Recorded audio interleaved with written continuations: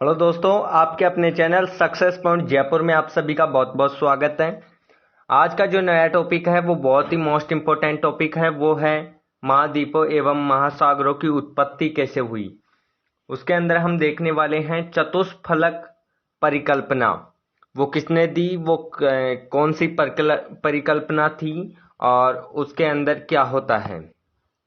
तो चलिए वीडियो को बिना किसी देरी के स्टार्ट करते हैं। यदि आप चैनल पर नए हो तो चैनल को सब्सक्राइब जरूर करें। सबसे पहले देखते हैं जो चतुष्फलकीय जो परिकल्पना है वो किन्होंने दी थी। तो सबसे 1874 ईस्वी में लुथियन ग्रीन ने अपनी चतुष्फलकीय परिकल्पना को प्रतिपादित किया है।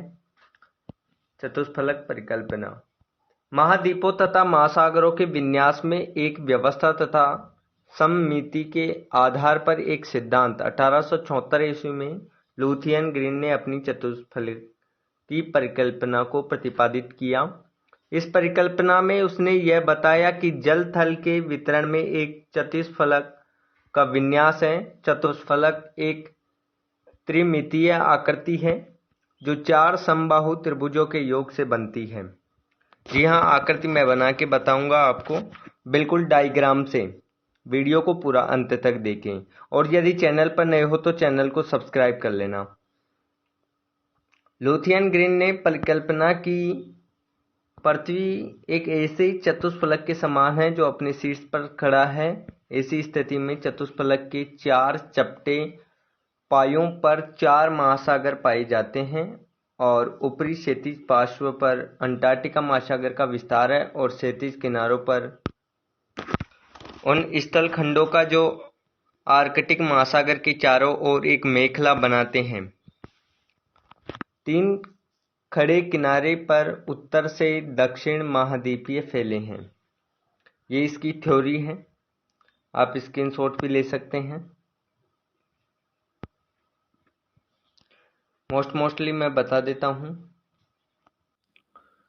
दोस्तों, आपको पता होगा कि ये चतुष्फलक परिकल्पना जो है वो लुथियन ग्रीन ने 1875 ईस्वी में दी। तो मैं बताता हूँ कि वो जो चतुष्फलक पर जल थल का वितरण किस प्रकार किया लुथियन ग्रीन ने, वो देखिए आप। उन्होंने सर्वप्रथम एक चतुष्फलक बनाया, आपके सामने बना रहा हूँ। कई बार एग्जाम में डायग्राम भी पूछ लिया जाता है कि उन्होंने जल थल का जो वितरण है वो किस प्रकार किया। तो वो देखिए,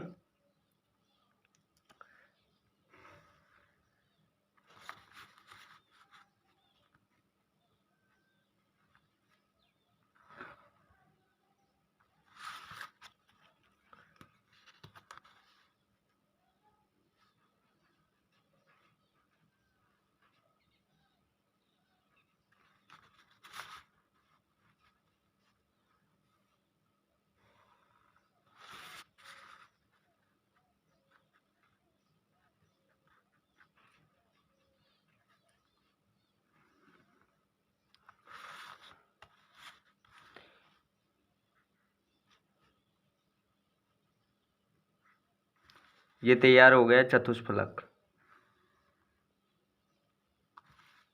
जी हाँ, जिसमें चार त्रिभुज हैं। और अब इसमें उन्होंने जल थल का जो वितरण है वो किस प्रकार किया है। सर्वप्रथम ये देखिए, यहाँ उन्होंने रखा है कनाडा। कनाडा जो देश है वो ये यहाँ है और साइबेरिया यहाँ है।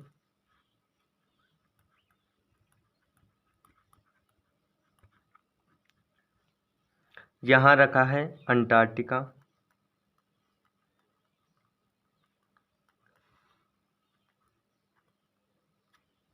जी हाँ, अब उन्होंने जो जल है उसको एक अंडाकार आकृति में विभाजित किया है। देखिए आप,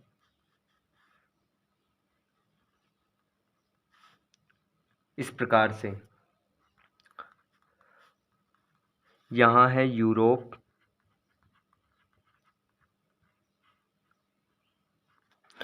उसके बाद यहाँ है हिंद महासागर,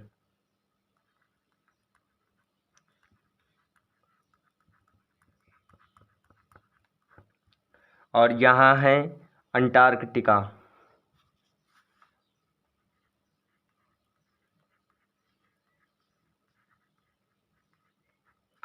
यहाँ की बात करें तो यहाँ है आर्कटिक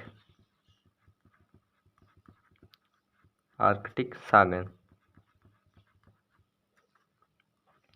तो ये था चतुष्फलक पर जो जल थल का वितरण है, जो लोथेल एंड ग्रीन ने 1875 में जो सिद्धांत दिया था चतुष्फलकीय सिद्धांत, उसमें ये दिया कि महासागरों की उत्पत्ति ऐसे हुई थी।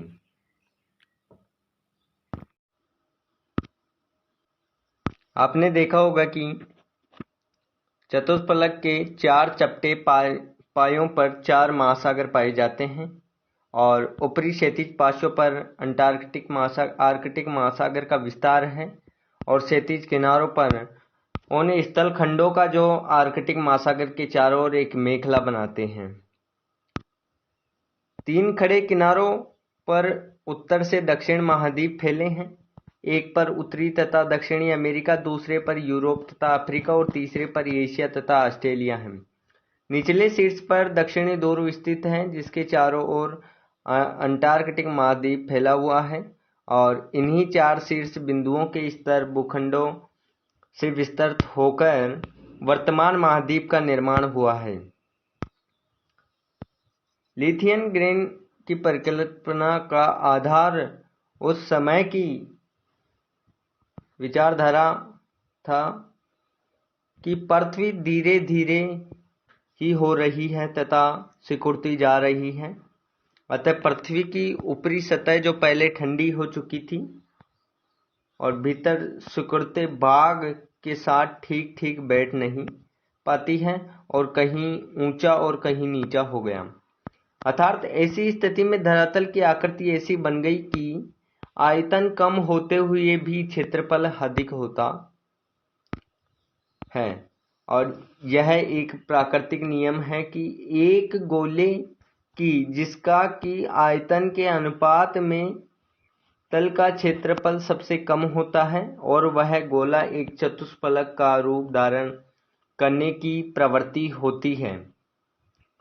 J.W. ग्रेगरी ने चतुष्फलक की परिकल्पना को ऊपर बताए गए जल थल के वितरण की विशेषता की सहायता से